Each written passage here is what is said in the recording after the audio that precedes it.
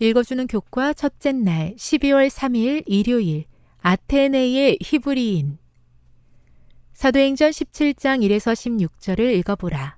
바울은 어떻게 해서 아테네에 가게 되었으며 그곳에서 발견한 것에 대해 어떤 반응을 보였는가. 아테네는 우상이 가득한 도시였다. 바울은 끝없는 경고에도 불구하고 우상 숭배에 대해 보였던 유대인의 역사와 성향을 알고 있었기에 아테네에 가득한 우상들을 보며 화가 났을 것이다. 참 하나님을 알지 못한다면 죄로 인해 멸망하게 될 아테네 사람들을 향한 동정심이 바울의 동기가 되었음이 분명하다. 아테네에서 바울이 본 것처럼 드러나 보이지 않지만 오늘날 우리의 도시에는 여전히 우상이 가득하다. 그런데 많은 신자들은 우상에 대해 개의치 않고 도시에서 생활하고 있다. 그러나 성령의 인도하심을 받은 바울은 이에 대해 매우 안타까워했다. 복음이 온 세상을 위한 것이라는 사실을 이해하지 못한 다른 신자들과 달리 바울은 하나님께서 아테네 시민들도 구원받기를 원하신다는 사실을 알고 있었다. 그는 세계 선교의 개념이 우상을 숭배하는 이교도뿐만 아니라 아테네 거리를 가득 메운 철학자들을 포함하여 복음을 전혀 듣지 못한 사람들에게 복음을 전하는 것임을 이해했다. 그래서 바울은 이러한 사람들이 있는 광장을 자주 방문했다.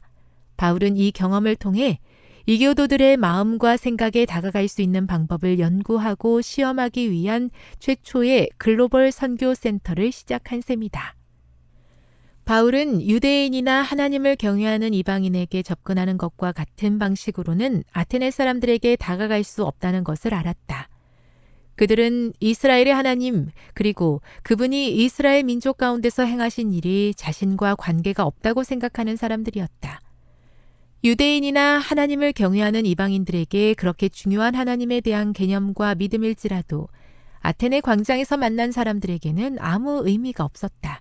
그러므로 완전히 새로운 접근 방식이 필요했다. 오늘날 우리는 유대 기독교 유산이라고 불리는 것과 전혀 공통점이 없는 배경을 가진 사람들에게 다가가려고 노력한다. 따라서 우리도 바울처럼 접근해야 한다. 예를 들자면 부에노스 아이레스에서 잘 통하는 접근 방식이 방콕에서는 쓸모없는 방식이 될 수도 있다. 교훈입니다. 바울은 전혀 복음이 전해지지 않은 아테네인들에게 복음을 전하고자 했다. 기독교 배경이 없는 그들에게 나갈 때 바울은 전혀 다른 방식으로 다가갔다. 묵상. 우리 사회에서 사람들은 어떤 종류의 우상을 숭배하고 있는지 생각해 보십시오. 적용.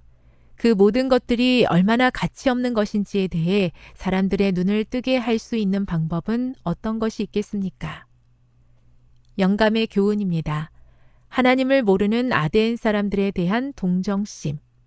바울이 주위의 아름다움과 장엄함을 보고 또한 도시 전체가 우상 숭배에 빠진 것을 보았을 때 모든 방면에서 하나님이 수치를 당하시는 것을 알고서 그의 마음은 하나님을 위한 질투심으로 분기되었고 그들의 지적인 교양에도 불구하고 참 하나님을 알지 못하는 아덴 사람들에 대해 동정심을 갖게 되었다. 사도행전 234. 제가 아는 것이 전부인 양 어떻게 보면 교만한 모습으로 타인에게 나아가지 않았는지 돌아봅니다. 선교를 한다고 하면서 저지른 실수들이 있다면 주님께 용서를 구합니다. 권능과 지혜를 가지고도 겸손히 낮아지신 예수님을 본받게 하옵소서.